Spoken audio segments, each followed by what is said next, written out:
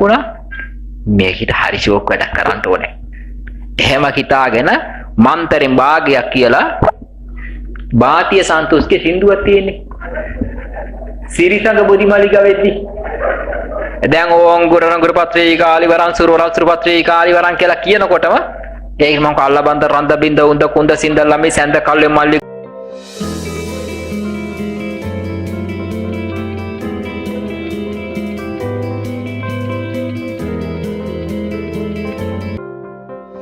ඇයි පුතා මේ ලංකා සමාජයේ ගෑනු විතරක් ආරූඪ වෙන්නේ?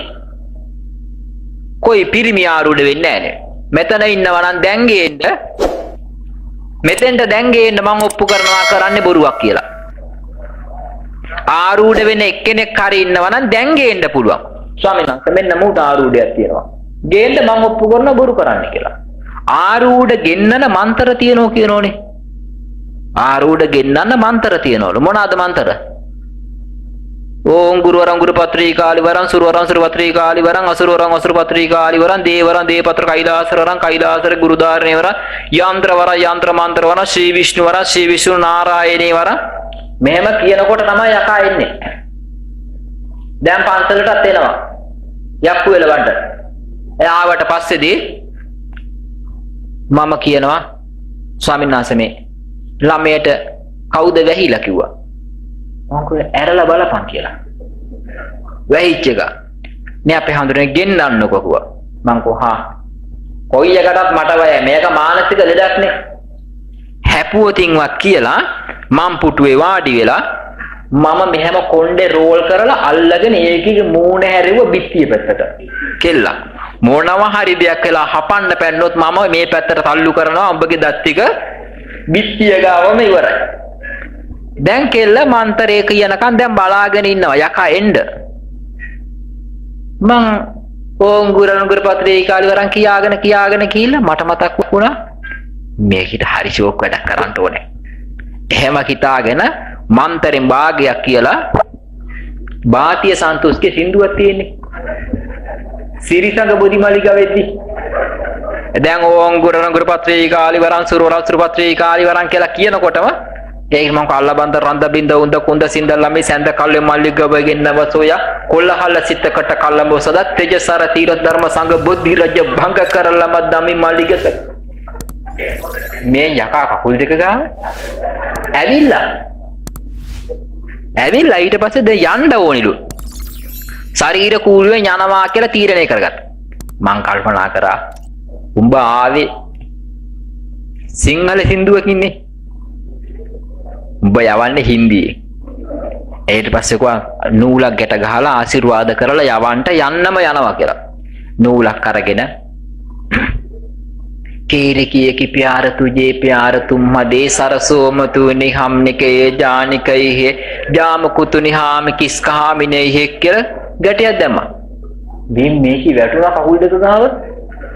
යකා ගිහිලා හින්දි සින්දුවට ඒකේ හිතුවා පිරිත් කියලා. ඊට පස්සේ කරා පිටිය ගිහිලා බෙහෙත් තරන් දුන්නා. බෙහෙත් තරන් දුන්නා සනීප වුණා. තව එක්කෙනෙක් ඒක අපේ අක්කා කෙනෙකුත් එනවා. කොහොම නමුත් කිව්වා යාට ආරූඪයක් තියෙනවා මට ගෙන්නන්න බැරි තරමට ඒක බලවත් කිව්වා. මම කො දැන් මොකද්ද කරන්න ඕනේ? දේවාලයක් තියෙනවා ඒකට යන් කිව්වා. ගියා දේවාලෙට මේ රක්වාන පැත්තේ. ඒ ගිහිලා දැන් දේවාලේ ඉන්න එක මොනවද කියෝනවා යකා එන්නේ තරහ වෙලා වගේ. ඊට පස්සේදී කිව්වා මේක එන්නේ නැති හින්දා ගීතයක් තියෙනවා ගීතය දාමු කියලා. දැන් ගීතයක් කියලා රේඩියෝ එකකින් සින්දුවක් දැම්මා ගීතයක් දැම්මා. ටිකක් වෙලා යනකොට අපෙන් ගියේ එක්කෙනා නටනවා ඇතුලේ. මං කල්පනා කරා යකෝ මේක ඉස්සෙලා නැටුවේ නෑනේ. හැබැයි මට සින්දුව ටිකක් හුරුයි.